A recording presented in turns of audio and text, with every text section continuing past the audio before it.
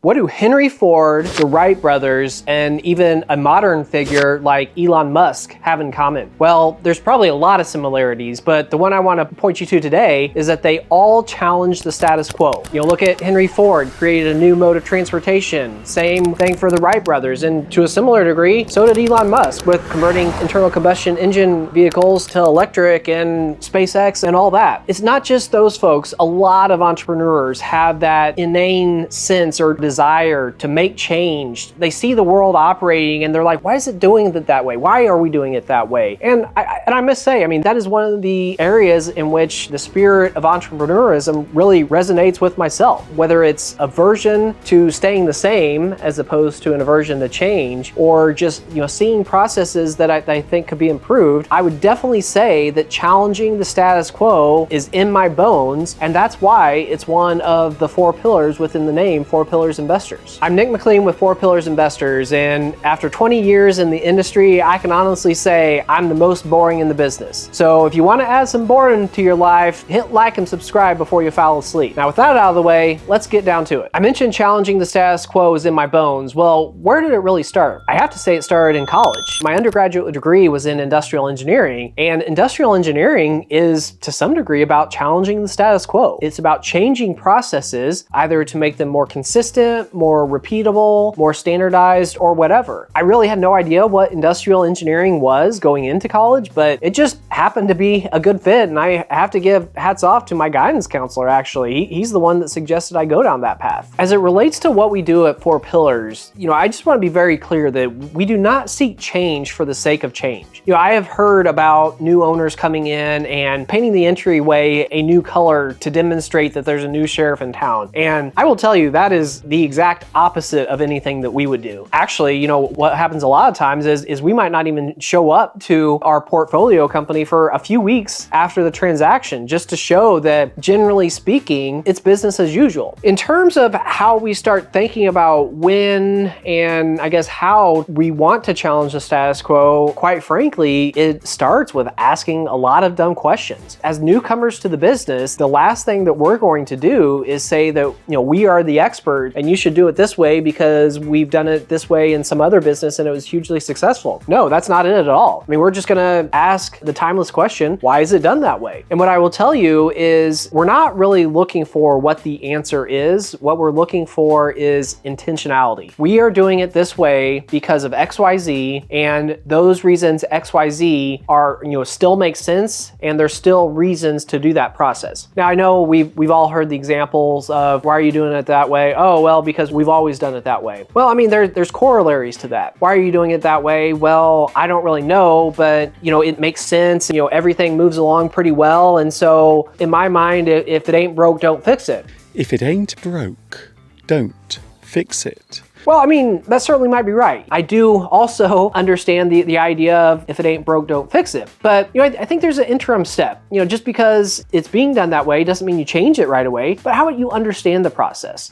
Just because it's working here, how does that affect the other employees? How does that affect the other processes and whatnot? That's what I would say is that many times what we have seen is that, sure, a process works for one particular person. However, when you look at the entire process or the entire company or the value chain or whatever you want to call it, that's when you start to see that perhaps slight tweaks to the process here could make the process more efficient overall. In thinking about the types of change that we typically try to affect, I would say there's a few key areas. One is just to focus on growth. Growth is what really excites us. It excites me personally. Now that could be, revenue growth because you're adding people to the team, or you're adding equipment, or you're going after new customers, or a wide variety of different types of growth you could pursue. But again, when we think about how we want to implement change, a focus on growth is first and foremost where we think about how to change the company. And again, it's not that they're doing anything wrong or this or that, but I go back to the commonly quoted definition of insanity. If you keep doing things the same way, you're going to get the same result. If the company's been humming along with revenue growth of,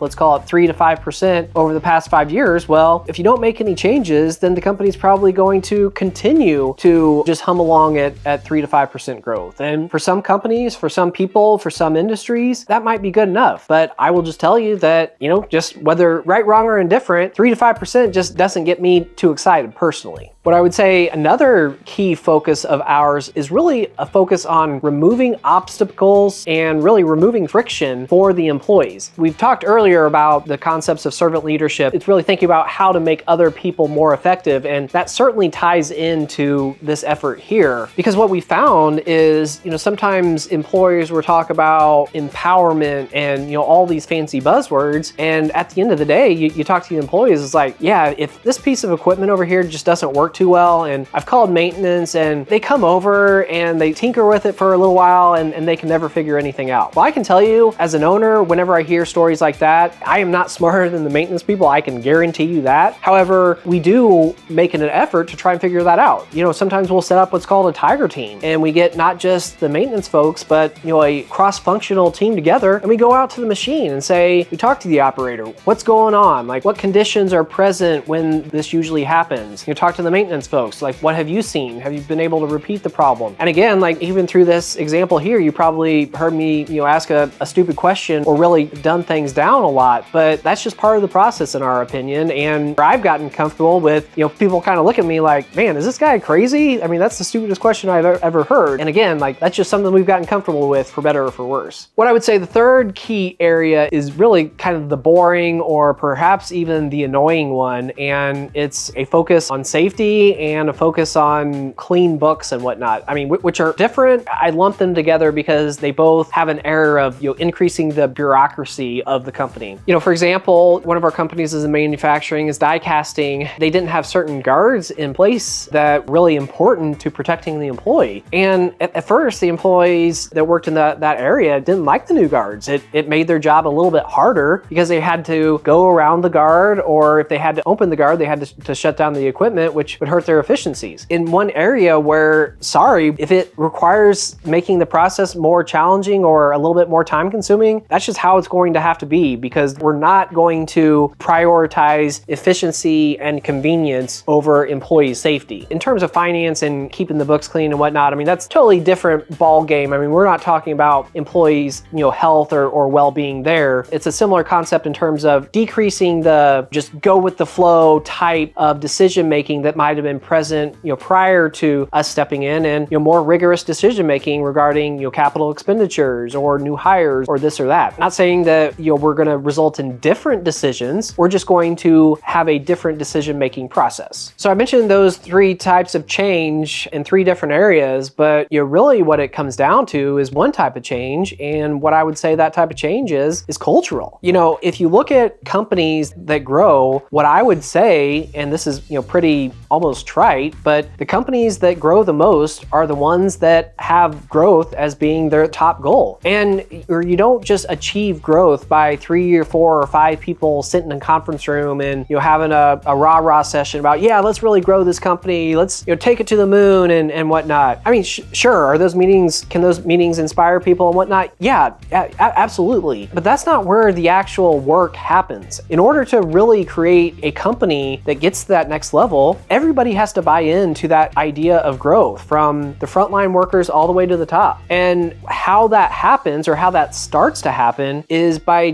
changing the culture to one that wants to grow. Now, I'm very not nervous, but I'm always reluctant to have a discussion about culture change, because one thing that we mention to business owners is that we're not trying to change the heart and soul of your business. And I think it's a fair question. Well, if you're trying to change the culture, I mean, isn't that the heart and soul? Well, it is. I mean, to some degree, I see the point. However, how we try and think about it is not really a change to the heart and soul of the business, but really, emphasizing different areas. And one way that we, I guess, try to sell this, even though usually it's not too hard of a sell, is that, companies that are growing, oftentimes ones that are the safest for the employees. There's new opportunities. Folks that are on second shift might now have an opportunity on first shift because, we're expanding first shift because of new equipment or more square footage shortage or whatever, or maybe somebody that was hired to do X really didn't want to do X, and now that the company's growing, he or she has opportunities in Y, Z, or whatever different areas. And so we don't like to think of it as changing the heart and soul. It's just changing flavors of what the